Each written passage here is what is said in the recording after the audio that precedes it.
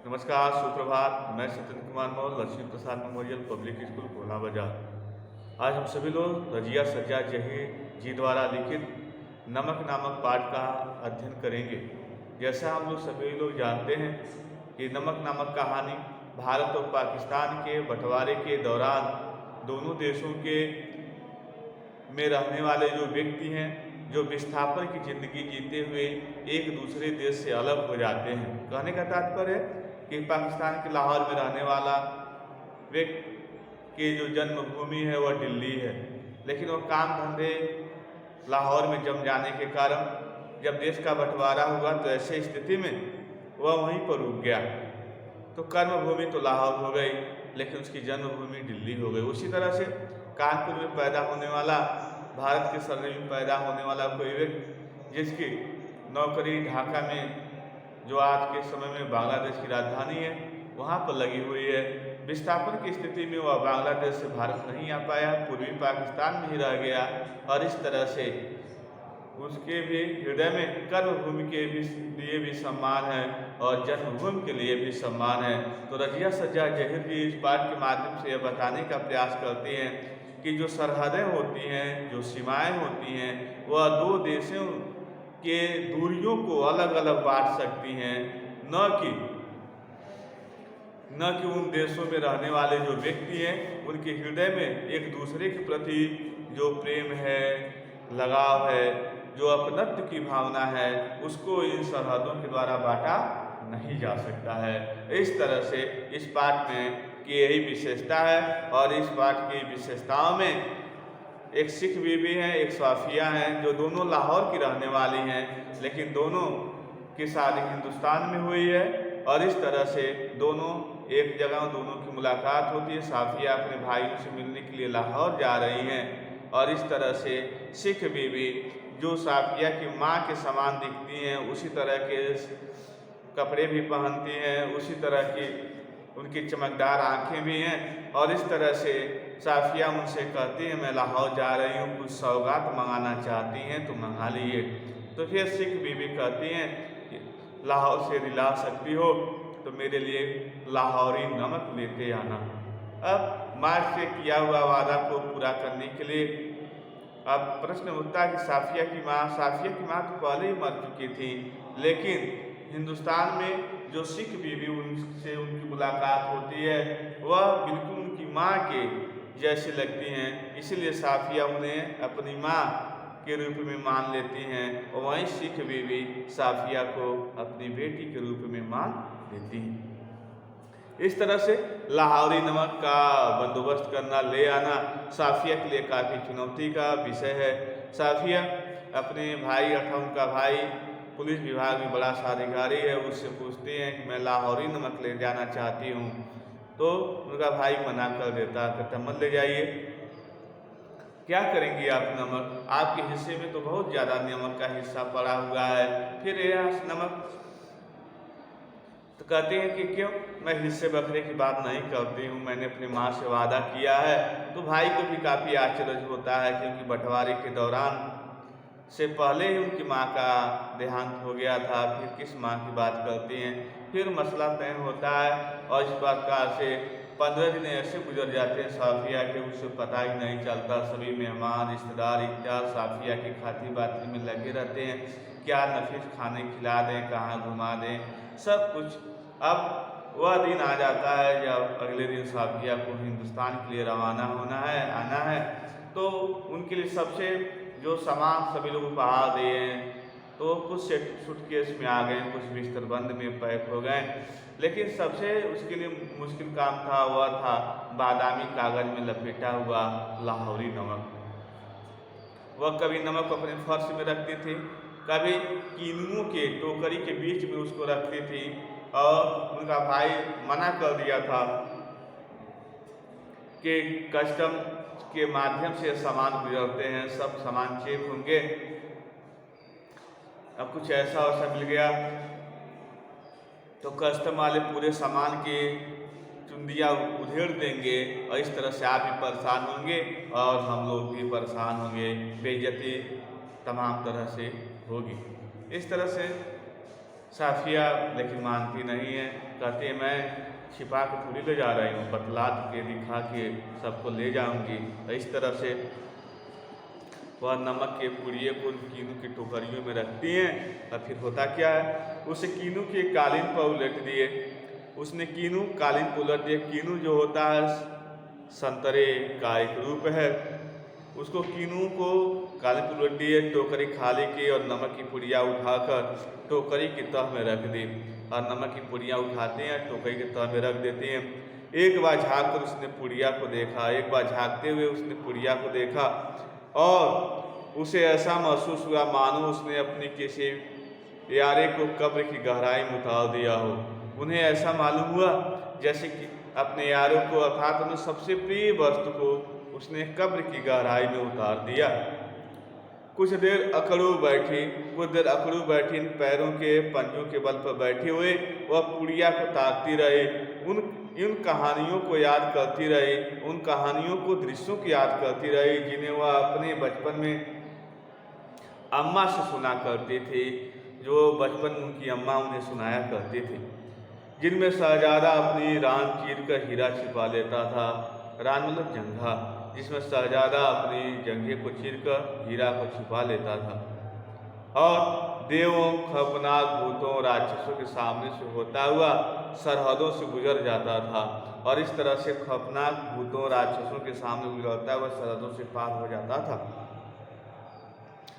इस जमाने में ऐसा कोई तरकीब नहीं हो सकती थी, इस जमाने में ऐसा कोई तरकीब नहीं हो सकती थी, वरना वह अपना दिल चीर कर उसमें उस नमक को छिपा लेते।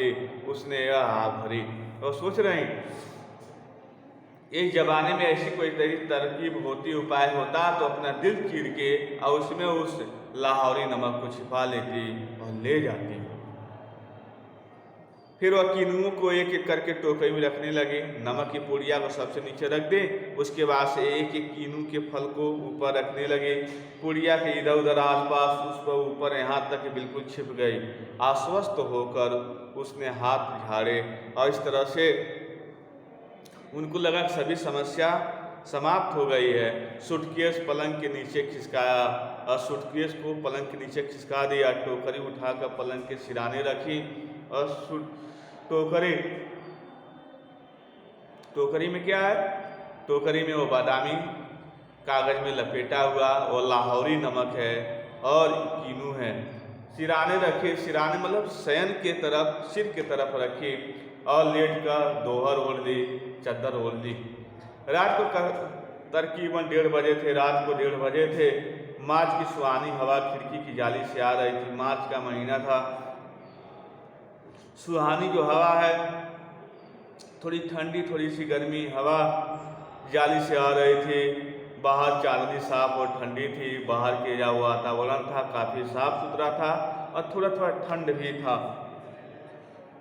खिड़की के करीब लगा चंपा का एक घना दरख्त और इस तरह खिड़की करीब लगा एक चंपा का एक घना दरख्त मतलब पेड़ के सामने की दीवार पर पत्तियों के अक्ष लहरा रहा था। सामने की दीवार पर पत्तियों के अश्क लहरा रहे थे। कभी किसी तरफ से किसी की दबी हुई खांसी की आहट, किसी की खांसने की आहट सुनाई दे रही थी। दूर से किसी कुत्ते के भौंकने या रोने की आवाज़, दूर से ऐसा लगता था कोई कुत्ता भौंक रहा है या रोने की आवाज़ निकाल रहा है, वह भी सुनाई दे रही थी। चौकीदार की सीटी और फिर सन्नाटा, फिर चौकीदार सीटी बजाता था और फिर सन्नाटा छा जाता था। यह पाकिस्तान था। यह दृश्य कहाँ का था? पाकिस्तान का था। यहाँ उसके 3 सगे भाई थे, यहाँ उनके 3 सगे भाई थे। बेशुमार चाहने वाले दोस्त थे, बेशुमार चाहने वाले, बहुसंख्या में उनके चाहने वाले दोस्त थे। बाप की कब्र थी, बाप की कब्र भी थी। नन्हे नन्हे भतीजे भतीजियाँ थी जो उससे बड़ी मासूमियत से पूछते और नन्हे नन्हे उनके भतीजियाँ भी थी जो उनसे बड़ी मासूमियत से पूछते। क्या पूछते? फूफी जान, आप हिंदुस्तान में क्यों रहती हैं? छोटे छोटे बच्चे पूछते हैं, फूफी जान आप हिंदुस्तान में क्यों रहती हैं? जहाँ हम लोग नहीं आ सकते। और ऐसी जगह क्यों रहती हैं जहाँ हम लोग नहीं आ सकते? उन सबके और साफिया के बीच में एक सरहद थी। उनके और साफिया के बीच में एक सरहद थी। सरहद क्या होती है? दो देशों के सीमा का निर्धारण करने वाले और बहुत ही नोकदार लोहे की छड़ों का जंगला जो कस्टम कहलाता था। और समझिए उन सरहदों पर नोकदार नुकीले लोहे का जंगला था, छड़ों का जंगला, जिसको उन्होंने क्या कहा? कस्टम का। कस्टम वाले आने जाने नहीं देते। कल वह लाहौर में चली जाएंगी। वह कह रहे हैं छोटे छोटे बच्चों से कि कल वह लाहौर चली जाएंगे। हो सकता है साल भर बाद फिर आए, हो सकता है साल भर बाद फिर से आए। एक साल से पहले तो वह आ भी नहीं सकती थी। एक साल से पहले वह आ भी नहीं सकती थी। और यह भी हो सकता था कि अब कभी ना आ सके। यह भी हो सकता था वो कभी ना आ सके। उसकी आंखें आहिस्ता आहिस्ता बंद होने लगी। उनकी आंखें आहिस्ता आहिस्ता बंद होने लगे। फिर उसे एक सफ़ेद दुपट्टे का दुधिया आंचल लहराता दिखाई देने लगा। फिर एक सफ़ेद दुपट्टे का दुधिया आंचल लहराता दिखाई देने लगा। प्रश्न होता है कि सफ़ेद रंग का ये दुधिया दुपट्टा, इसके लिए उन्होंने चांदनी रात का जिक्र किया कि चांदनी रात की चांदनी जो प्रकाश है इस तरह से अपनी आभा को बिखर रही थी कि साफिया को जैसे लगा कोई सफ़ेद दुपट्टा जो दुधिया प्रकाश में लहरा रहा है, जिस पर यहाँ वहाँ सितारे झिलमिला रहे थे, जिस पर यहाँ वहाँ सितारे झिलमिला रहे थे। हमें वहाँ से आए तो बहुत दिन हो गए। कहते हैं हमें वहाँ से आए बहुत दिन हो गए। यहाँ हमारी कोठी भी है। कहते हैं यहाँ हमारी कोठी भी है, बिजनेस भी है। हम यहाँ बस भी गए हैं और हमें यहाँ बस भी गए हैं, पर हमारा वतन तो जी लाहौर ही है। कहते लेकिन हमारा वतन तो जी लाहौर ही है। फिर दिखा इकबाल का मकबरा। फिर दिखा हमें इकबाल का मकबरा, लाहौर का किला, किले के पीछे डूबते हुए सूरज की नारंगी किरणें। फिर इकबाल का मकबरा हमने देखा। फिर लाहौर का किला भी देखा।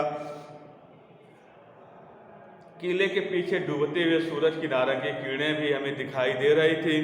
आसपास फैलता उभरता अंधेरा, उस रंगीन अंधेरे में बहती हुई नरम हवा।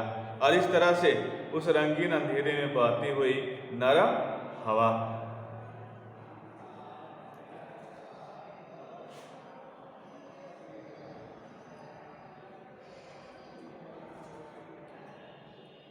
देखिए इसके बाद से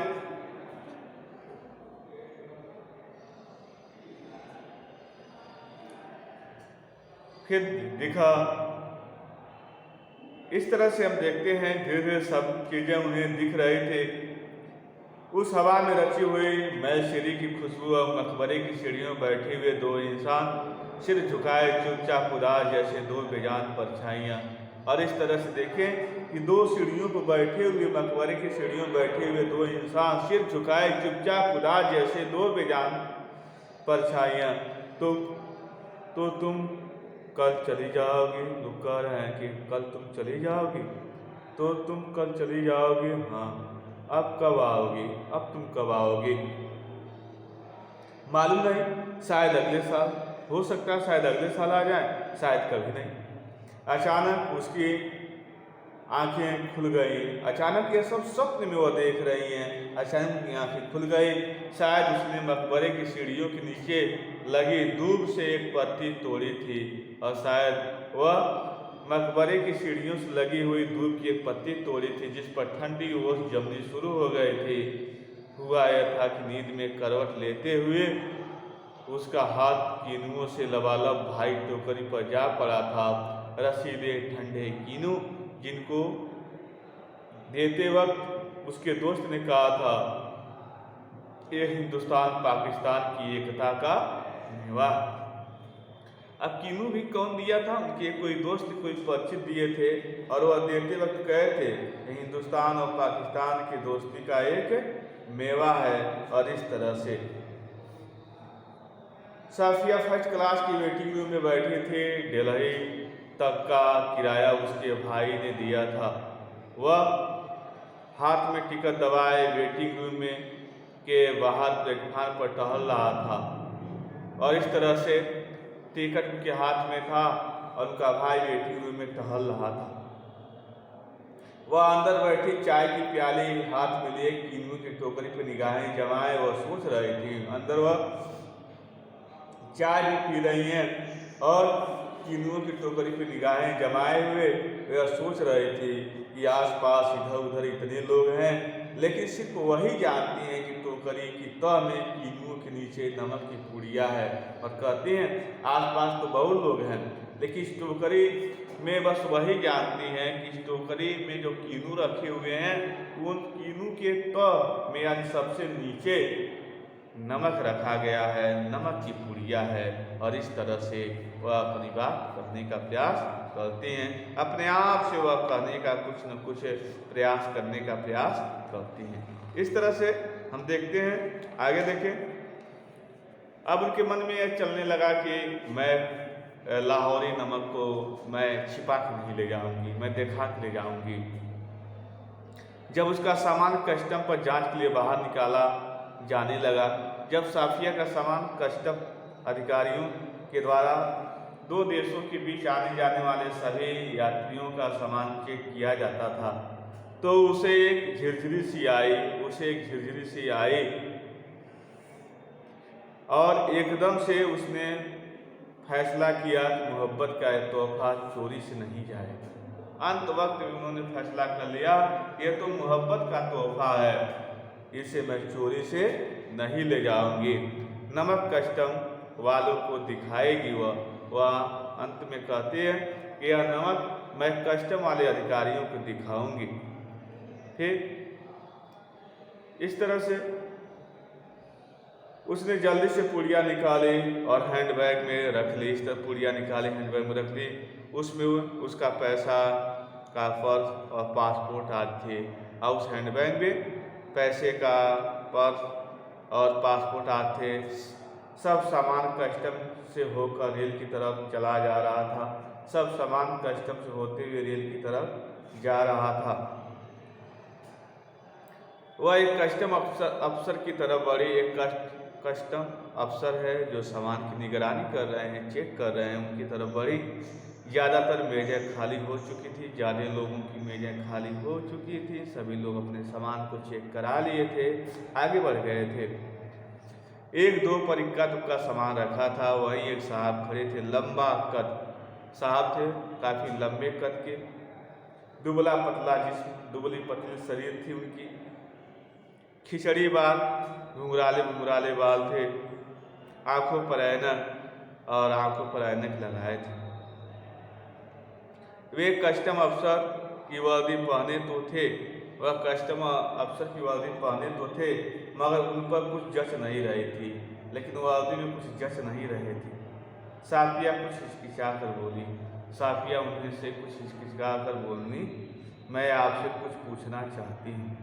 और इस तरह से वह कही, मैं आपसे कुछ पूछना चाहती हूँ। उन्होंने नज़र भर कर उसे गौर से देखा, बोले फरमाइए। और उन्होंने नज़र भरते हुए गौर से बोले फरमाइए।